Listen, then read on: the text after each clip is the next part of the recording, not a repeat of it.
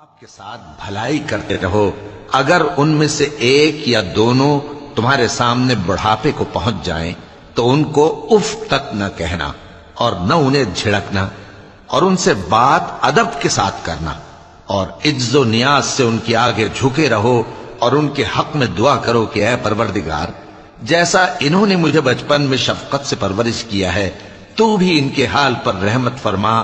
جو کچھ تمہارے دلوں میں ہے تمہارا پروردگار اس سے بخوبی واقف ہے۔ اللہ کفران کرنے والا یعنی ناشکرا ہے۔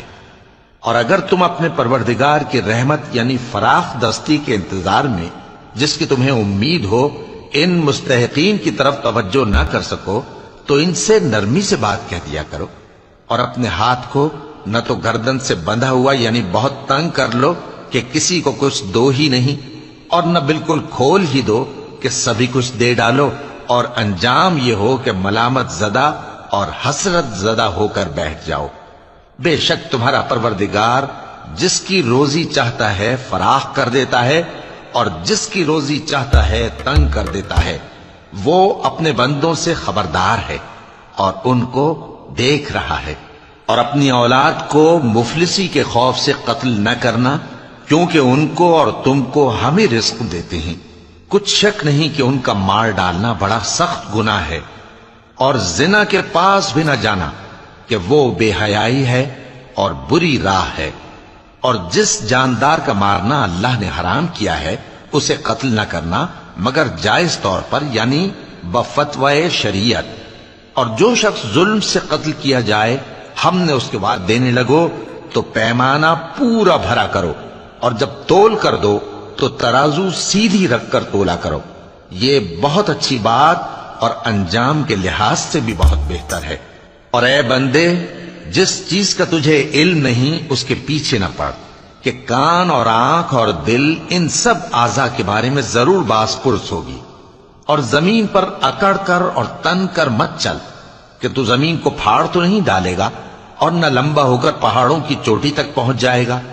ان سب عادتوں کی برائی تیرے پروردگار کے نزدیک بہت ناپسند ہے۔ اے پیغمبر، یہ ان ہدایتوں میں سے ہیں جو اللہ نے حکمت کی باتیں تمہاری طرف وحی کی ہیں، اور اللہ کے ساتھ کوئی اور معبود نہ بنانا کہ ایسا کرنے سے ملامت زدہ اور راندہ درگاہ بنا کر جہنم میں ڈال دیے جاؤ گے۔ مشرکو، کیا تمہارے پروردگار نے تم کو تو لڑکے دیے اور اپنے لیے فرشتوں کو بیٹیاں بنایا؟ کچھ شک نہیں کہ یہ تم بڑی نامعقول بات کہتے ہو، اور ہم نے اس قرآن میں طرح طرح کی باتیں بیان کی ہیں تاکہ لوگ نصیحت حاصل کریں، مگر وہ اس سے اور بدک جاتی ہیں۔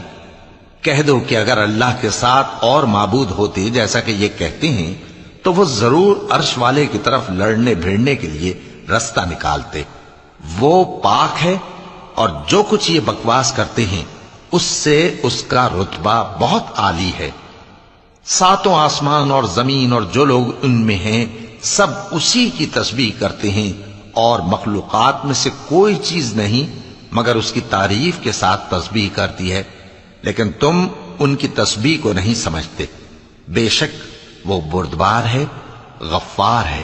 اور اے نبی، جب تم قرآن پڑھا کرتے ہو تو ہم تم میں اور ان لوگوں میں جو آخرت پر ایمان نہیں رکھتے چھپا ہوا پردہ یعنی حجاب ڈال دیتے ہیں، اور ان کے دلوں پر بھی پردے ڈال دیتے ہیں کہ اسے سمجھ نہ سکیں، اور ان کے کانوں میں ثقل پیدا کر دیتے ہیں۔